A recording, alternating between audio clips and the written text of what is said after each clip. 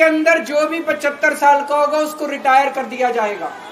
मैं बीजेपी से पूछता हूं, आपका प्रधानमंत्री कौन होगा? अगर इनकी सरकार बनी तो पहले अगले 2 महीने में योगी जी को निपटाएंगे ये, और उसके बाद मोदी जी के सबसे खास अमित शाह को ये प्रधानमंत्री बनाएंगे। अरविंद केजरीवाल, जी हां, दिल्ली के मुख्यमंत्री अरविंद केजरीवाल का जमानत पर जेल से बाहर आना इंडिया गठबंधन के लिए फायदे का सौदा साबित हो सकता है, तो वहीं बीजेपी के लिए एक बड़ी मुश्किल को भी खड़ा कर सकता है। अभी चौथे चरण का चुनाव है, उसके बाद 3 और चरण। तो ये चुनाव से पहले के फायदे, जिसपे अरविंद केजरीवाल न सिर्फ दिल्ली बल्कि पंजाब में भी जाएंगे और साथ ही देश के दूसरे राज्यों में भी जाकर अपने उम्मीदवारों और जिन पार्टियों का वो समर्थन कर रहे हैं उनके उम्मीदवारों के लिए प्रचार भी करेंगे, रोड शो भी करेंगे, और उसका असर जमीन पर, उम्मीदवारों पर और मतदाताओं पर पड़ेगा, ऐसा मानना इंडिया गठबंधन का है, आम आदमी पार्टी का है। और इसकी शुरुआत अरविंद केजरीवाल के जेल से बाहर आने से ही हो गई है। अरविंद केजरीवाल जैसे ही जेल से बाहर आए और उसके बाद आप देखिए कि पूरी दिल्ली और पूरे पंजाब के साथ पूरे देश में अरविंद केजरीवाल के नाम के चर्चे शुरू हो गए।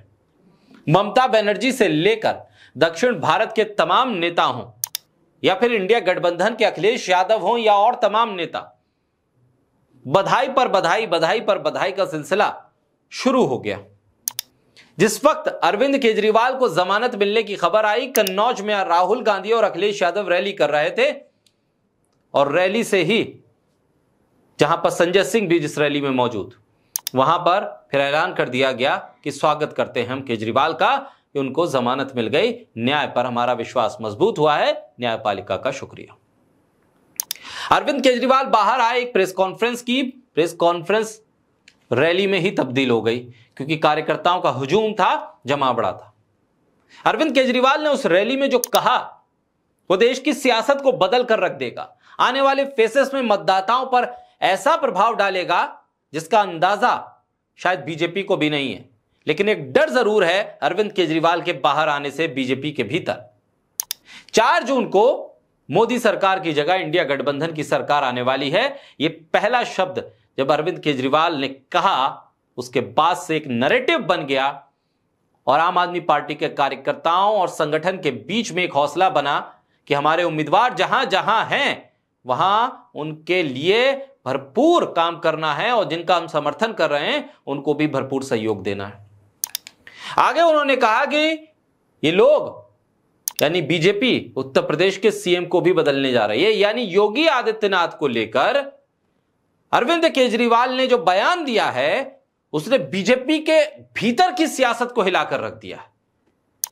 प्रधानमंत्री मोदी बीजेपी का फेस है, इसको बीजेपी का कार्यकर्ता मानता है, लेकिन सवाल यही उठता है कि प्रधानमंत्री मोदी के बाद कौन?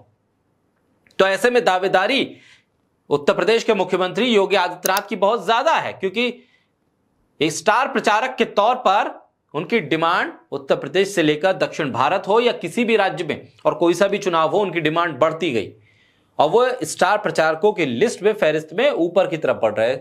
और ऐसे में अरविंद केजरीवाल अगर ये कह रहे हैं उत्तर प्रदेश के मुख्यमंत्री बदले जाएंगे, योगी आदित्यनाथ को हटा दिया जाएगा, इसके कई मायने हैं।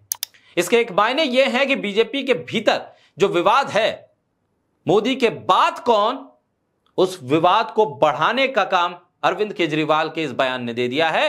आने वाले फेसेस में उत्तर प्रदेश में जहां महत्वपूर्ण फेसेस और वहां पर और सीटें हैं, वहां पर यह सवाल उठेगा कि आखिर योगी आदित्यनाथ को क्यों हटाना चाहती है बीजेपी, और इसको अब पूरी तरह से हावी किया जाएगा। अरविंद केजरीवाल ने जिस तरह से बीजेपी पर एक एक करके वार किया, प्रधानमंत्री मोदी पर सीधे तौर पर उन्होंने अपने भाषण के जरिए एक दबाव बनाया है।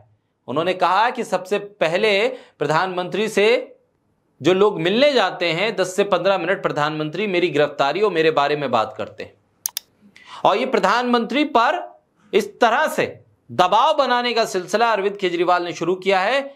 क्योंकि जिस तरह के भाषण प्रधानमंत्री के पिछले कई रैलियों में सुनने को मिल रहे हैं, लग ये रहा है कि बीजेपी के भीतर एक दबाव काम कर रहा है, जिस दबाव का असर प्रधानमंत्री के भाषण पर भी हो रहा है। और शायद अरविंद केजरीवाल का ये बयान कि मेरे बारे में प्रधानमंत्री बात करते हैं 10 से 15 मिनट, ये बताने की कोशिश है कि बीजेपी के खिलाफ अगर कोई चेहरा है तो वो अरविंद केजरीवाल है। दिल्ली के सीएम अरविंद केजरीवाल ने प्रेस कॉन्फ्रेंस में एक और दावा किया, और दावा करते करते उन्होंने कहा कि खुशखबरी सुन लो, 50 दिन से यही सोच रहा हूं कि आखिर अब सत्ता किसके पास आने वाली है। उन्होंने कहा बाहर निकले 20 घंटे हो गए, रात भर जनता से बात कर रहा था, लोगों से बात कर रहा था, कई बड़े एक्सपर्ट से बात की, चुनावी विश्लेषकों से बात की। अरविंद केजरीवाल ने कहा कि मेरा अपना आकलन है कि 4 जून के बाद बीजेपी की सरकार नहीं बनेगी। हरियाणा, राजस्थान, कर्नाटक, दिल्ली, बिहार, महाराष्ट्र, बंगाल, झारखंड में सीटें इतनी कम हो रही हैं और यूपी में भी कम हो रही हैं कि बीजेपी की सरकार तो नहीं बनेगी। सट्टा बाजार में भी बीजेपी को 220 से 230 सीटें मिल रही हैं, इससे ज्यादा आ नहीं रही हैं, तो केंद्र में इंडिया गठबंधन की सरकार बनेगी और जो सरकार बनेगी हम उसमें हिस्सेदार होंगे और दिल्ली को पूर्ण राज्य दिलवा कर रहेंगे। यानी कि दिल्ली के चुनाव को साथ दिया अरविंद केजरीवाल ने, यह कहकर कि हम हिस्सेदार बनेंगे। आम आदमी पार्टी के कैडर को यह समझा दिया कि आप सत्ता में आने वाले हैं, आपकी पार्टी सत्ता में आएगी और दिल्ली वालों, हम अगर सत्ता में भागीदार हैं तो दिल्ली को पूर्ण राज्य का दर्जा देंगे।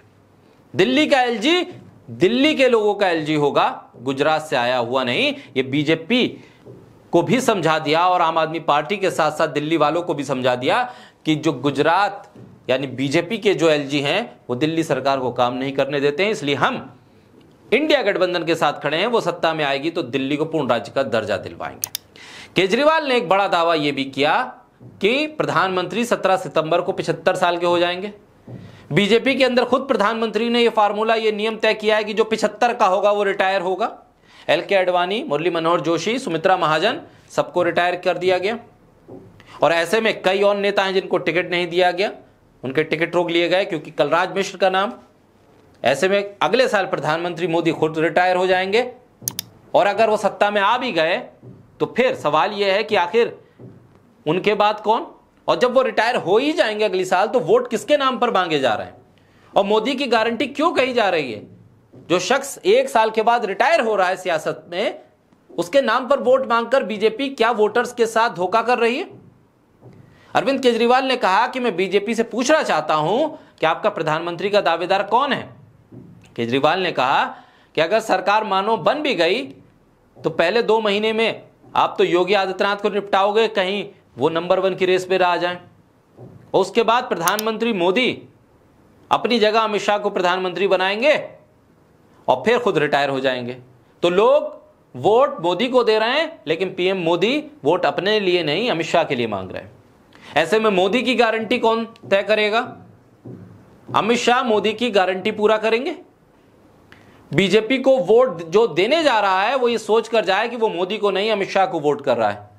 यानी कि पूरी तरह से साइकोलॉजिकल दबाव अरविंद केजरीवाल ने बना दिया, योगी आदित्यनाथ को घेर दिया, अमित शाह को निशाने पर लिया और अमित शाह के जरिए बीजेपी के मतदाता को बता दिया कि मोदी नहीं है, मोदी रिटायर होने जा रहे हैं। ऐसे में जनतंत्र को बचाने के लिए, संविधान को बचाने के लिए आपको इंडिया गठबंधन की सरकार को वोट करना होगा। विपक्षी गठबंधन के पक्ष में माहौल है और ऐसे में हर तरफ से यही आवाज है कि बीजेपी 230-220 पर अटक जाएगी।